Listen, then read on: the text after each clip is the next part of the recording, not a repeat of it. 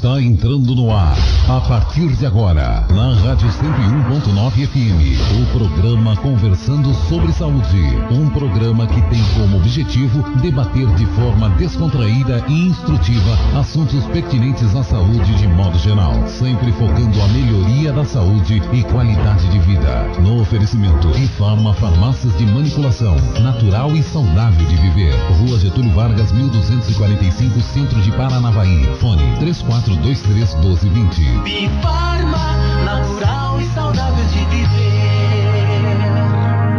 São 8h21. Bom dia para você. A partir de agora, o programa Bifarma Conversando sobre Saúde. A partir de agora, você já pode ligar para cá no 3446-2114, 3446-2107. Dúvidas, perguntas e também para deixar aí o seu nome, não é? Para você concorrer também ao kit de produtos cosméticos que nós vamos sortear no final do programa hoje às 9h da manhã.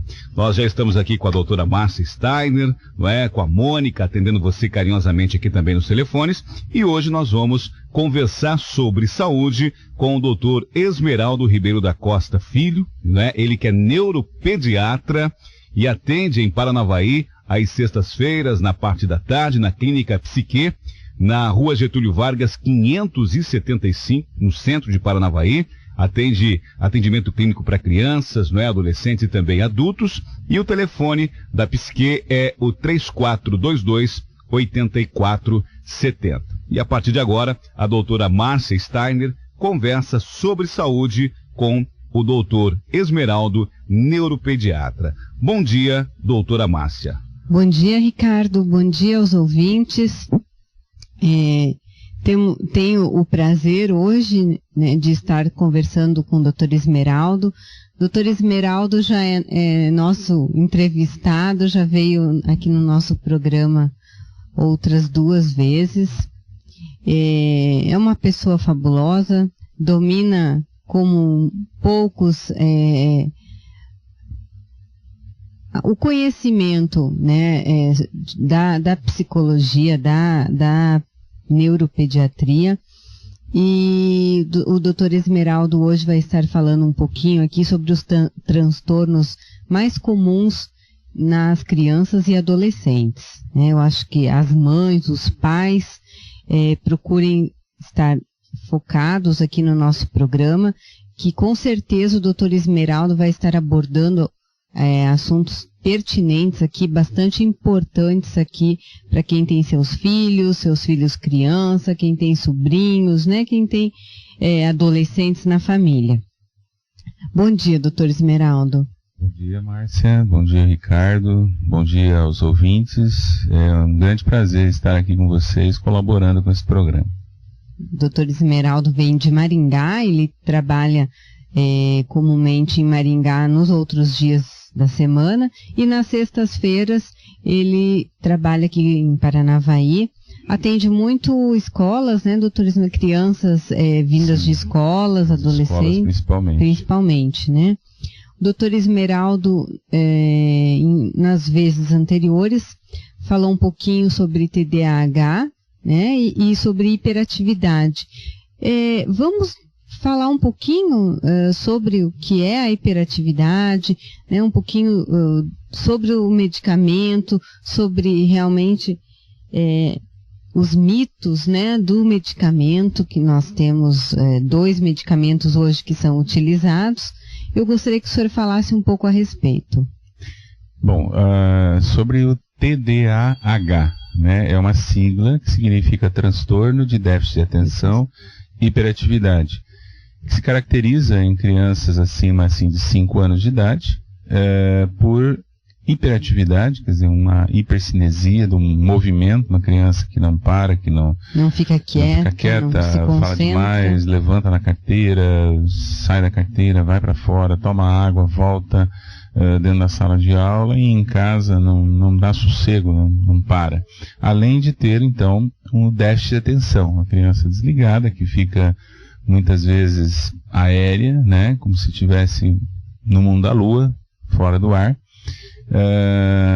e que geralmente o transtorno de déficit de atenção, a criança presta atenção geralmente naquilo que ela gosta, naquilo que lhe dá prazer. aquilo que não dá prazer, ela descarta. Então, como escola, né, é algo que exige, ela não dá muito prazer e a criança, então, não presta atenção, né? Então, as mães, inclusive, dizem assim, puxa, mas ele ir para o computador, ir para os joguinhos, né,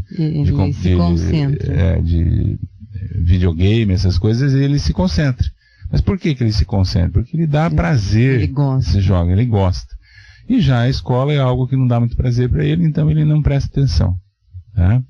Então esse cara esse transtorno. Então o que é transtorno? Transtorno é algo que atrapalha, que causa prejuízo escolar e familiar. Então se estiver causando prejuízo, a gente chama de transtorno. E isso tem uma causa bioquímica, né? Tem origem genética e tem uma causa bioquímica que é uma falha na dopamina do cérebro, que é a responsável pela atenção. É aí onde você às vezes, dependendo do grau desse transtorno, você tem que medicar, para a criança poder ficar atenta na sala de aula, principalmente.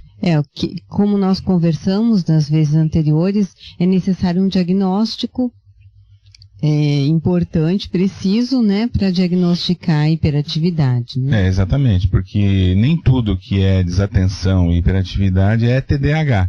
Você pode ter outras coisas que causam hiperatividade e que causam desatenção. Por exemplo, uma criança que tem hipertrofia de adenoide, né? A famosa carne esponjosa no nariz, que não respira direito à noite. Então ela faz um déficit de oxigênio e, por isso, ela pode ficar agitada e desatenta em sala de aula. E isso não é TDAH. A hora que você faz a cirurgia, retira a adenoide, orgânico, né? Exatamente, você retira, estabelece o fluxo de oxigênio para o cérebro à noite, essa criança melhora a hiperatividade, melhora a desatenção. Então você tem hiperatividade, tem desatenção, mas isso não é TDAH. TDAH é especificamente relacionado à questão da dopamina no cérebro. E hoje, doutor Esmeraldo, né, nós estamos falando de doenças mais frequentes. A TDAH é uma delas? TDAH é uma das doenças, né, um dos transtornos mais frequentes da infância. E já em segundo lugar viria aí o transtorno de desafio e oposição. 50% das crianças que têm o TDAH têm transtorno de desafio e oposição como comorbidade, que a gente chama, né? Comorbidade é aquilo que é uma consequência, que vem junto, né? E também frequente o transtorno de conduta, não tão frequente quanto o desafio e oposição, mas o transtorno de conduta, que é um quadro mais grave, né, de comportamento. Bom, em relação, né, nós fizemos aqui um resumo, né, sobre o que é a TDAH. A gente não vai ter tempo hábil aqui para falar realmente sobre a doença. Até quem quiser, tiver interesse, né, de pesquisar sobre isso, se inteirar mais, quem possui computador, ou o vizinho tem, ou a família tem, hoje muita gente tem computador, né, tem acesso à internet, tem um site que é www.tdah.org.br.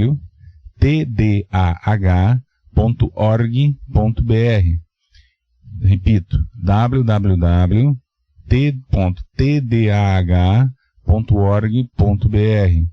Esse é um site da Associação Brasileira de Déficit de Atenção, ABDA. Então, se você for pesquisar alguma coisa, pesquisa nesse site, porque a internet tem de tudo, né? Então, esse site tem coisas, voltado esse é uma realmente, fonte extremamente segura, fidedigna, né? Da ABDA, Associação Brasileira de Déficit de Atenção, que é, vamos dizer assim, a associação mais importante no Brasil que lida com o déficit de atenção. Então, para os pais, para as pessoas que tiverem interesse, podem acessar esse site, que é de extrema confiança, né? Os temas ali abordados são de extrema confiança e podem estar, então, pais, acessando. Professores, né, que lidam com isso, principalmente a escola, que a gente precisa que a escola, vamos dizer assim, vista a camisa da luta com esses transtornos, que o neuropediatra depende muito do professor escolar, né? É uma parceria, uma parceria. Tem que trabalhar junto, senão a coisa não funciona. Perfeito. Tá certo, nós estamos conversando sobre saúde com o neuropediatra Dr. Esmeraldo Ribeiro da Costa Filho, que atende em Paranavaí às sextas, né, na parte da tarde, né, a doutora Márcia Steiner, então, conversando sobre saúde com o Dr. Esmeraldo. E nós queremos deixar mais uma vez aí os telefones à sua disposição, você ouvinte de Paranavaí, também de toda a região noroeste do estado do Paraná, que tem alguma pergunta, alguma dúvida com relação ao assunto, ligar para cá no 3446-2114, 3446-2107. A sua participação também lhe dá o direito, claro, de você concorrer ao kit de produtos aqui, cosméticos da Bifarma de Paranavaí. Você está ouvindo o programa Conversando sobre Saúde, no oferecimento Bifarma Farmácias de Manipulação, natural e saudável de viver. Rua Getúlio Vargas, 1245, Centro de Paranavaí. Fone 3423-1220. Bifarma, natural e saudável de viver. São 8h32 e a gente continua aqui o bate-papo, não é? Essa conversa muito interessante com o neuropediatra, o doutor Esmeraldo Ribeiro da Costa Filho, com a doutora Márcia Steiner. Doutora Márcia. Doutor Esmeraldo, nós falamos então em relação a medicamentos, né, que são utilizados hoje no transtorno de déficit de atenção, e nós temos 2 medicamentos, né? Eu gostaria que o senhor falasse um pouco, né, sobre a utilização desses medicamentos, se no caso eles têm efeito colateral, né? Quais os problemas, se viciam, não viciam, né? Eu gostaria que o senhor falasse a respeito. Bom, em primeiro lugar, assim, deixar claro que a gente evita falar nome comercial dos medicamentos. Então eu vou falar do princípio ativo, né? No Brasil, atualmente, quer dizer, antes de tudo, a gente só tinha metilfenidato, né? Só existia metilfenidato. De um ano para cá, nós temos metilfenidato e um novo medicamento que entrou no mercado, que o princípio ativo chama-se lisdexanfetamina. Então nós temos esses 2 medicamentos. No metilfenidato, nós temos, assim, de efeito de medicação para efeito de 4 horas, 8 horas e 12 horas. Já na lisdexanfetamina, efeito só de 12 horas. Tá? Existem muitos mitos em relação ao uso desses medicamentos. Inclusive, a gente vê muitas vezes na mídia, né, em revistas, ou mesmo em televisão e rádio, divulgarem problemas sérios que ocorrem pelo uso desse medicamento. Na verdade, tudo isso é mito, ou seja, mito é uma mentira. Né? Por quê? Porque a gente sabe por trabalho científico, a gente sempre tem que se pautar em trabalho científico, se basear em trabalho científico. Né? Então, esses medicamentos, o primeiro medo que os pais têm é de que esse medicamento possa viciar a criança, tá? Causar dependência. Então, a primeira coisa, esses medicamentos, na dose em que a gente prescreve, em que é prescrito, esses medicamentos não têm como causar dependência na criança, e nem no adolescente. Muitos profissionais, sábado e domingo, suspendem o uso da medicação. Esse é o maior, vamos dizer assim, prova de que isso não causa dependência. Porque um medicamento que causa dependência, tolerância, não poderia ficar sem. A criança estaria lá pedindo, por favor, me dá meu medicamento que eu preciso tomar. Isso não existe.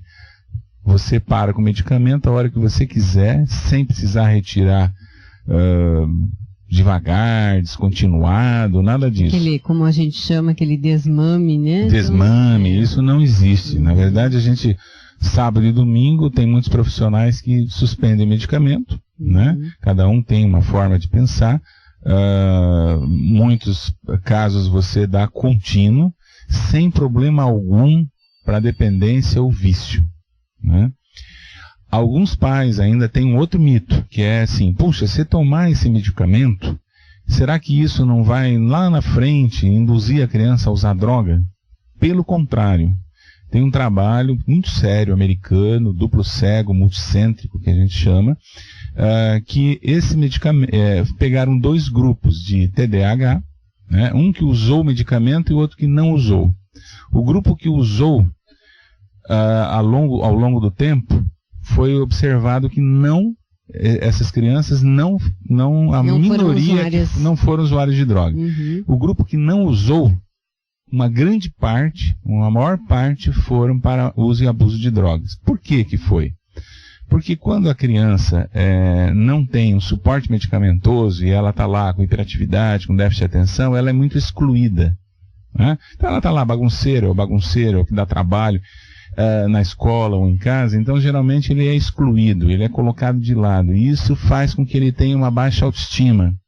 E ele vai se sentindo diminuído, ele vai se sentindo com problema, ele vai sentindo que ele é diferente dos outros. E ele vai se excluindo. E quando junta excluído com excluído, né?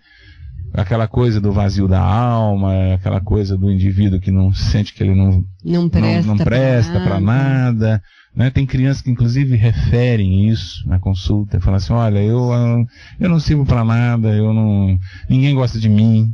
E aí isso leva ele a uma exclusão. E na exclusão, o que acontece? Nós precisamos sentir prazer, nós precisamos sentir alegria. Então a droga é o quê? É a alegria imediata. É aquilo que ele busca para sentir um prazer imediato, né? E a oferta é grande, né? Tá por aí. Então é onde ele pode cair na rede aí de ser um usuário de droga. Então esse trabalho americano é muito sério, mostra claramente então que o uso do medicamento, ele pelo contrário, ele vai lá na frente evitar que essa criança possa um dia buscar, né, inadvertidamente o uso de drogas. Muito bem. Doutora Esmeralda, eu tenho aqui duas perguntas, né?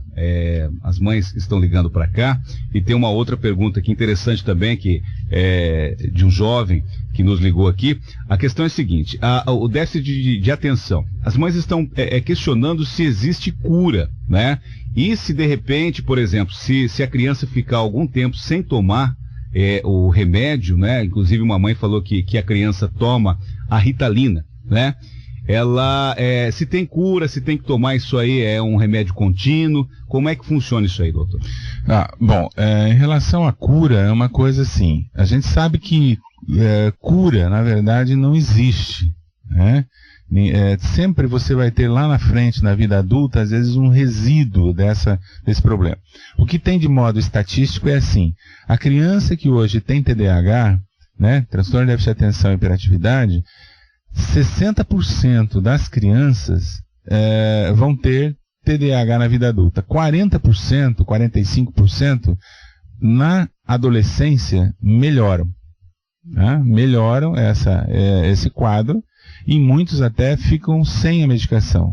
Retira essa medicação em quase que 50% dos casos. Vamos dizer assim, metade melhora na vida adulta e não precisa mais do remédio.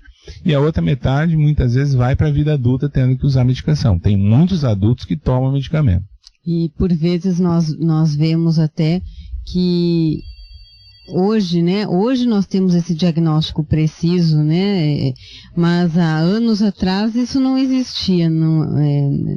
E eu tenho até casos na minha família, né? Só que a pessoa já é adulta, já tem 30 e poucos anos e foi diagnosticada há pouco tempo. Como é uma coisa assim, não é tão nova, né? Isso aí lá existiu em 1901, se eu não me engano. Vamos dizer assim, há 100 anos atrás, isso já era falado. Só que agora, de 50 anos para cá, né, com o advento aí do metilfenidato, que isso foi ganhando mais conhecimento, na verdade. O que acontecia antigamente é que não se fazia diagnóstico, né? E até hoje a gente pega, né? Aí a criança tem lá 14, 15 anos, na adolescência, a mãe traz ao consultório e você faz um diagnóstico retrospectivo, você começa a ver como que ele era com 6 anos, 7 anos. Era aquela criança que não prestava atenção, que dava problema, que não aprendia, que tinha, a professora vivia chamando na escola, olha, não rende, não vai, tá, né? Todo esse tempo. Mas nada impede de você, lá com 15 anos, medicar e tratar esse adolescente. Tá? Quer dizer, é aquele ditado do antes tarde do que nunca. Né? Mas realmente acontece isso sim, diagnósticos não realizados, né? E isso na vida adulta vai refletir o quê? É aquele indivíduo que começa uma coisa e nunca termina. Né? Às vezes passa numa faculdade, passa noutra, né? Ele não consegue às vezes concluir uma coisa, né? Porque ele foca várias coisas, ele faz diferentes locais de atenção, e aí ele não consegue focar numa coisa só e poder ter um resultado satisfatório. Doutor, tem uma outra pergunta aqui, com relação à Ritalina, né? Até essa pessoa que nos ligou falou assim, eu ouvi dizer que a Ritalina ajuda na escola, na hora de estudar, na hora de fazer prova, mantém a atenção, né? Uma pessoa, um jovem, uma criança que não tem nenhum tipo de distúrbio, tomar a Ritalina para prestar atenção nas aulas, né, e fazer as provas com mais concentração. Se é verdade isso, e quais são as consequências de tomar esse remédio, sendo que não tem diagnóstico para isso? Aí foi muito boa essa pergunta, importantíssima, né? Essa medicação é específica, tá? Tanto que ela é uma medicação controlada, ela não vicia, mas ela é controlada. Por quê? Porque não é para ser tomada de modo abusivo, né? Isso aí que está sendo perguntado, é muito comum vir às vezes ao consultório para, olha, eu quero tomar medicação porque eu preciso fazer prova. Não, isso não existe. Só está indicado utilizar esses medicamentos quem tem o diagnosticado o transtorno de déficit de atenção e hiperatividade. Vamos deixar claro isso. Senão, é aquilo que eu brinco às vezes nas minhas palestras com os professores. Vamos moer a medicação, pôr na caixa d'água e dar para todo mundo, né? Então, não é por aí. Tá? Não é por aí. Aí já seria começar a usar isso de modo indiscriminado e abusivo. Né? Isso é específico para quem tem transtorno de déficit de atenção e hiperatividade. Até porque essa criança, esse adolescente que tem esse transtorno, existe aquela falta daquele neurotransmissor no cérebro. Exatamente. Né? Então, o problema, como a senhora falou, é químico, cerebral, né? Então não tem. É para repor uma falta. Uma substância. Né? Quer dizer, digamos assim, a coisa é um pouquinho mais complicada. A gente, aqui na rádio, a gente tem que explicar assim, de um modo simples para poder ser entendido. Mas, na verdade, é um desarranjo nos receptores dopaminérgicos, nos neurônios pós-sinápticos, ali na região pré-frontal do cérebro. Quer dizer, falei complicado agora, né? Então, resumindo assim, a medicação ajuda na produção lá, na realização da dopamina. Perfeito. Em relação, doutor, essa criança, esse adolescente foi diagnosticado, né, com TDAH, e por vezes há dificuldades de fazer o tratamento, ou financeira, ou o acesso, né, de conseguir isso. Se essa pessoa não for tratada, o que pode acontecer? Bom, essa dificuldade às vezes do tratamento, do acesso, realmente é real, né, mesmo porque existem muito poucos programas do governo, né, facilitando, vamos dizer assim, o uso desses medicamentos, por conta do governo, né, digamos assim. Você me pergunta, desculpe, sobre... se não houver o tratamento. Se não houver o tratamento, isso. Então. Não havendo o tratamento, né, nós vamos cair naquele trabalho lá do americano, que eu acabei de falar agora há pouquinho. As consequências da baixa autoestima. Então, uma criança que, principalmente quem tem hiperatividade, mais até do que o déficit de atenção, é aquela criança que geralmente é excluída, né? Ela incomoda, ela causa transtorno dentro de uma sala de aula e às vezes dentro de casa. Então é aquela criança que às vezes é rejeitada. Que ninguém aguenta. Ninguém suporta, às vezes nem os amiguinhos não querem ele perto. Né? Então, nesses casos, a gente vai ter que colocar essa criança num trabalho psicológico, tá, para lidar com essa baixa autoestima. Agora, você imagina uma criança que não tem um trabalho psicológico, não é medicada, que só é rejeitada. Então, ela vai ter todas as consequências disso, do ponto de vista psicológico, dessa exclusão, que vai desde...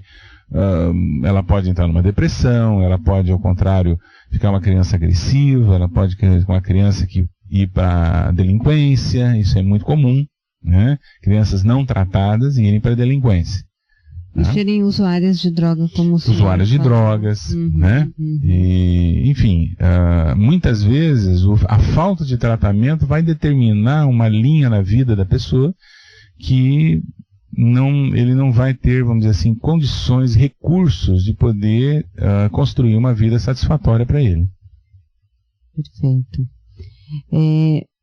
Falamos então sobre o transtorno, né, de déficit de atenção e hiperatividade um pouco, e agora eu gostaria que o senhor falasse um pouquinho, dentre os transtornos, né, mais frequentes na infância e na adolescência, o que o senhor encontra mais no seu dia a dia, né, o que o senhor vê mais e acha mais importante a gente estar citando aqui. Assim, dentro desse quadro de transtorno, a gente chama de transtornos disruptivos da infância e adolescência, né? A gente vê muito comum é o transtorno de desafio e oposição, né? Que 50% das crianças que têm TDAH têm transtorno de desafio e oposição. Quer dizer, isso não é obrigatório. Eu posso ter transtorno de desafio e oposição sem ter o TDAH. O que é o transtorno de desafio e oposição? É aquela criança que se opõe, né, às regras dos adultos, aquela criança que desafia o professor, desafia os pais, é aquela criança, como falou outro dia uma mãe para mim, é aquela criança rabugenta, né, aquela criança rancorosa, meio raivosa, e que dá problema em sala de aula, dá problema em casa. Geralmente o tratamento disso é psicoterapia, né? Às vezes alguns medicamentos que a gente utiliza para melhorar o humor, melhorar esse quadro. Outro transtorno que vem aumentando, vem crescendo, é o transtorno de conduta. Esse já é um transtorno mais grave, do ponto de vista social. Por quê? Porque ele envolve a quebra das regras e dos padrões sociais. É aquela criança ou adolescente que agride, então já vai para agressão física, às vezes com crueldade, muitas vezes sem sentimento de culpa, quer dizer, ele agride, mas ele não tem remorso. Desculpe lhe interromper, como é o nome hoje dessas palavras que vêm sendo faladas nas escolas, quando acontece esse tipo de comportamento? Bullying, antigamente, não, o bullying já é aquela coisa de você provocar o outro e abusar do outro, né? Estamos falando assim do transtorno de conduta mesmo. Antigamente, esse nome transtorno de conduta na infância tinha o nome de delinquência. Tá? Então isso mudou o nome, mas o sintoma é o mesmo. Né? Quer dizer, aquela criança que agride, aquela criança que às vezes rouba, aquela criança que mente para levar vantagem, para conseguir as coisas, né? Aquela criança que lá na frente, se não for tratada, ele vai se tornar um antissocial. Então é um quadro mais grave, bem grave, né? Que precisa assim ser olhado tanto pelos professores quanto até pelo próprio governo, eu diria, com mais cuidado, com mais atenção, né? Porque isso tem aumentado e muitas vezes a droga também está associada, né? Transtorno de conduta. É muito comum você ver adolescente com transtorno de conduta e usuário de droga. Né? E no caso, o tratamento, né, desse transtorno de conduta. Exatamente. O que é realizado, então? Esse paciente vai precisar ser medicado para diminuir essa impulsividade exagerada que ele tem e vai ter que fazer um tratamento psicoterápico prolongado. E esse vai ter que não é aquele tratamento ali que vai e faz 2-3 meses de psicoterapia e vai embora. É um tratamento mais a longo prazo, né, e com medicação. O doutor Esmeraldo, tem uma ouvinte que ela perguntou qual é o tipo de exame que dá este diagnóstico, se existe algum tipo de exame, ou se é uma entrevista, uma conversa, como é que funciona isso aí? Tanto o TDAH quanto o transtorno de desafio e oposição, quanto o transtorno de conduta, não existem exames, né, assim, tipo radiológicos, ressonância, tomografia, eletroencefalograma. Esses exames, eles não dão diagnóstico disso. O diagnóstico é essencialmente clínico. Né? Existem critérios de diagnóstico, né? Tem da onde que a gente pega isso, né, para fazer diagnóstico? Existe o Manual Estatístico de Desordens Mentais da Academia Americana de Psiquiatria, que é, vamos dizer assim, o manual onde tem todos os critérios para a feitura desse diagnóstico. Por isso a importância de passar pelo médico, para o médico fazer o diagnóstico. Senão você começa a tratar uma coisa que você não sabe se realmente é aquilo. né? Porque não existe um exame específico, repito, radiológico, eletroencefalográfico, isso não aparece, né, nesses exames. Aí quando os pais, as escolas veem o problema, passam, né, e daí os pais têm que procurar então essa ajuda desse médico. Isso, para a gente poder fazer o diagnóstico e tomar a conduta, né? E você não pode tomar conduta antes de fazer o diagnóstico. Esse que é o problema, que muitas vezes está tomando um remédio, né? Tanto aí a gente ouve muito, olha, automedicação, cuidado, né? Porque o cara acha que tem uma coisa e começa a se medicar, né? Então por isso que tem que ser feito primeiro o diagnóstico, aí depois tomar a conduta com a medicação. Doutor, só para complementar, doutora Márcia, uma ouvinte de Paris do Norte, a Marlene, ligou e ela pergunta se essa questão do desvio de conduta pode ser hereditário, porque de repente o filho vê o pai e tal, com alguns tipos de atos, se isso influi nesse diagnóstico. Sim, tem a questão hereditária, né? Tem uma predisposição genética, tá? Mas tem a questão ambiental. Então são duas coisas que trabalham juntas, né? Podemos ter uma predisposição genética que ela pode passar anos ficando só como predisposição e nunca se manifestar porque o ambiente é bom. Então se o ambiente for um ambiente adequado, de repente aquela predisposição nem se manifesta, né? Ou se manifesta de uma forma muito tênue, muito suave.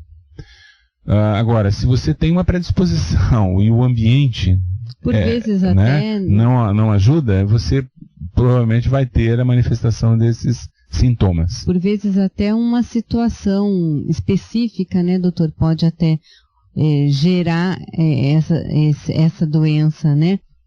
Um episódio, uma morte de alguém, um episódio mais traumático, pode fazer com que isso se elucide mais, não? Aí seria assim, questões traumáticas também, né? Mas aí seria assim, o ambiente. Volta para o ambiente. A questão traumática é externa, né? Então assim, basicamente a gente fica com duas opções, né? A questão genética, como o ouvinte perguntou, e a questão ambiental, né? Então eu posso ter uma predisposição, por exemplo, vou dar um exemplo que hoje é bem claro, né? O alcoolismo. Já está definido o gene do alcoolismo. Agora, esse gene do alcoolismo, então ele é genético, né? Agora, se eu não beber, esse gene não vai se manifestar. Agora, se eu sei que eu tenho ancestrais, né? Parentes e tal, meu avô, bisavô e tal, eram alcoólatras, quer dizer, alcoolistas, e eu vou lá e vou insistir no com certeza vou me tornar um alcoolista.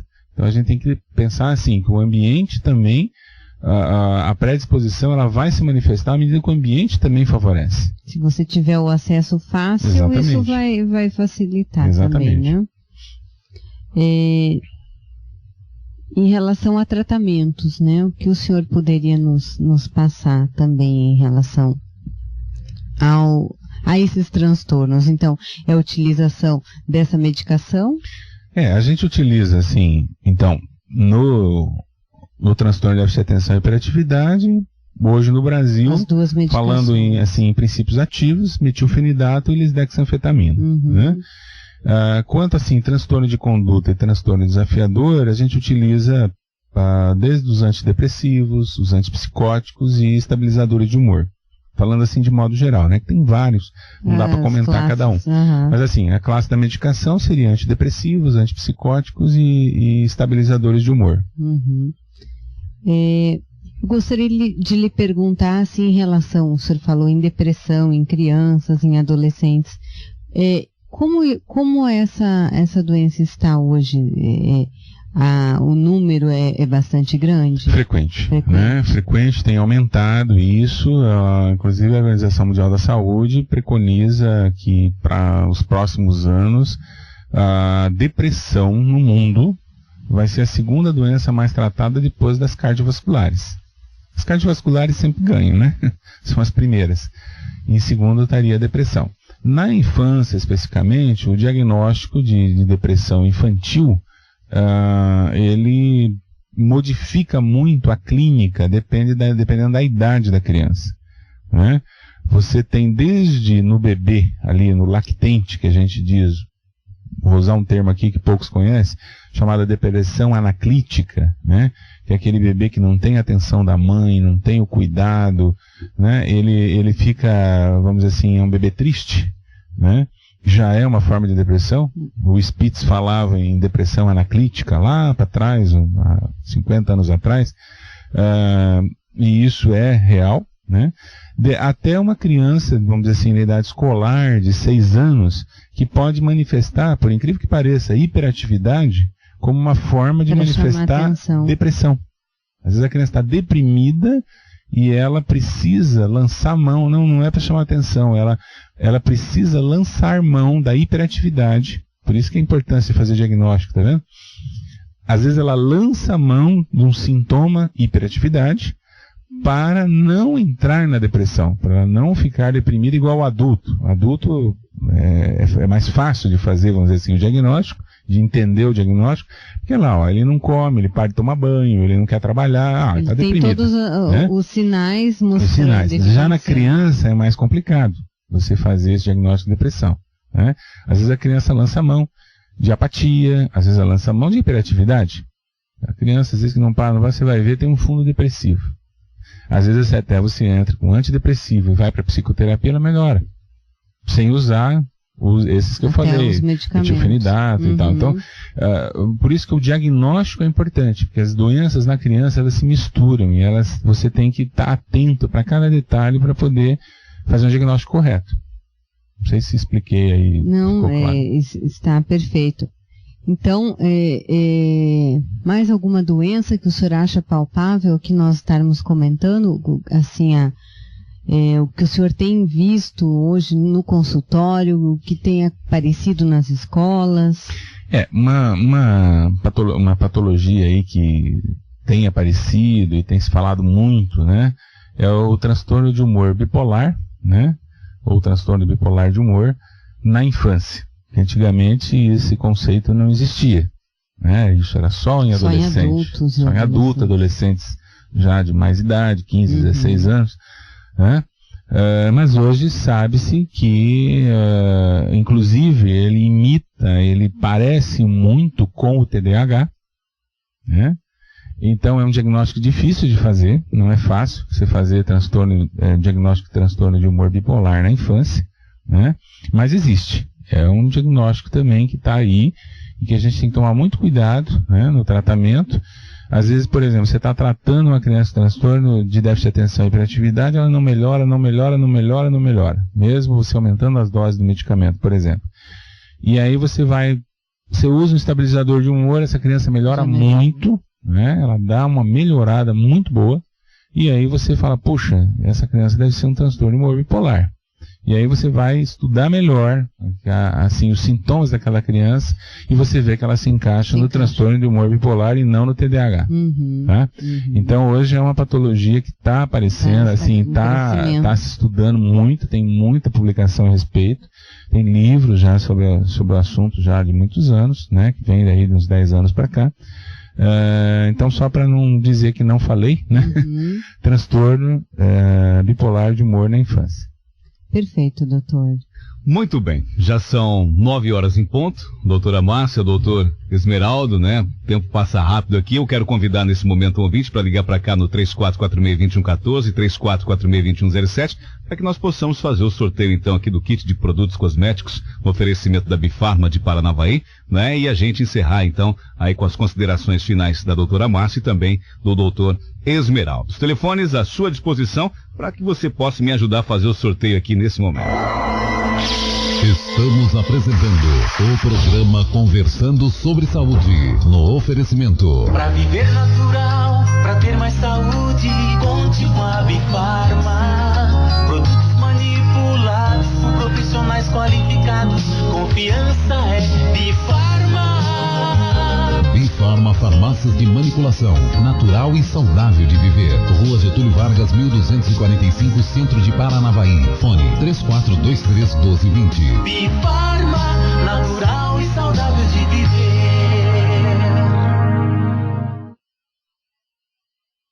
Muito bem, pontualmente 9 da manhã. Pois é, nós estamos aqui com as linhas todas congestionadas, doutora Márcia. Muitas perguntas. Inclusive, uma rápida aqui, doutora Esmeralda. Ela pergunta se a Ritalina, ela causa irritação ou tira o apetite? Ela, como um efeito colateral, né, que pode se apresentar no metilfenidato, é a perda de apetite. Mas isso não faz com que você retire a medicação. Geralmente isso há uma adaptação do organismo, né? Geralmente aí 15, 30 dias, no máximo, essa criança geralmente volta a se alimentar, né? Ninguém vai morrer de fome, né?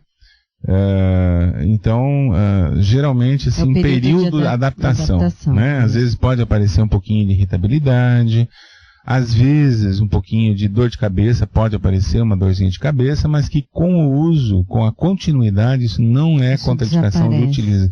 Vamos parar de usar, porque não há necessidade. Isso com o uso continuado, isso desaparece. Tá certo, então. Conversando sobre saúde, eu vou pedir para a Mônica me passar aqui os nomes, né, para que a gente possa fazer o sorteio. As linhas congestionadas, né, o pessoal tá ligando aqui, mas nós queremos, doutora Márcia, agradecer, claro, a presença do doutor Esmeraldo, neuropediatra, que está com a gente aqui nos estúdios da 101.9, e claro, no próximo sábado nós estaremos de volta, então, com mais um programa conversando sobre saúde, com mais um assunto interessante aqui também. Doutora Márcia. Sempre que o doutor Esmeraldo vem participar do nosso programa, acontece isso, né? As pessoas realmente participam, gostam, fazem perguntas, se sentem à vontade a estar perguntando a ele, né? E a gente, aqui é o nosso papel, né? Está podendo ajudar e fazer com que realmente as dúvidas sejam sanadas, né? Doutor Esmeraldo, eu agradeço imensamente a sua presença aqui. E as portas sempre estão abertas aqui para você, né? Eu que agradeço, Márcia, a oportunidade aí, fico contente, né, de estar colaborando aí com o programa. E só queria deixar, assim, aos pais e aos professores, né, que ouvem, assim, a consideração de que uma criança que passa por esses transtornos, ela precisa ser acolhida, ela precisa ser amada, né? Precisa ser compreendido esse problema que ela tem, e que ela não faz isso para maltratar ninguém, ela não faz isso para sacanear a professora, ou o pai, ou a mãe, né? E que essa criança precisa ser acolhida, em vez de ela ser rejeitada, precisa ser trazida para perto, né? Então essa criança precisa de muito amor, precisa de muito afeto, né? Muita ternura, claro que com limites, né? Dando limites, mas sempre ter em mente isso, que a criança ela precisa ser acolhida e tem que ter um adulto para acolher, né? Ela não vai se virar sozinha. Então, esse recadinho aí para os pais e professores pensarem, refletirem respeito, né? Que essa criança está precisando de ajuda, né? E os pais e professores, eu diria, conto com vocês. Muito obrigado. Muito obrigada. Tá certo. Doutora Márcia, obrigado também pela presença. Obrigado, Ricardo. E eu desejo, né, então, a todos um bom final de semana.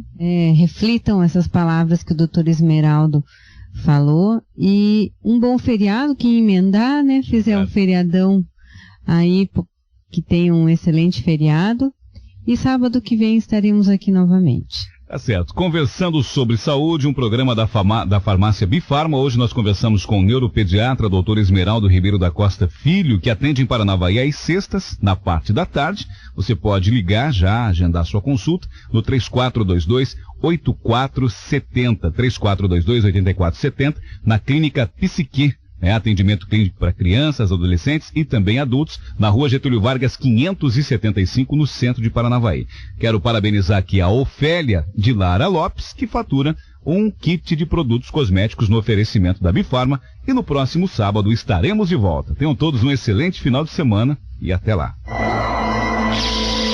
Você ouviu o programa Conversando sobre Saúde. Convidamos você para no próximo sábado, a partir das 8:30 da manhã até as 9 horas da manhã, a estarmos juntos de novo. Contamos com a sua audiência e a sua participação.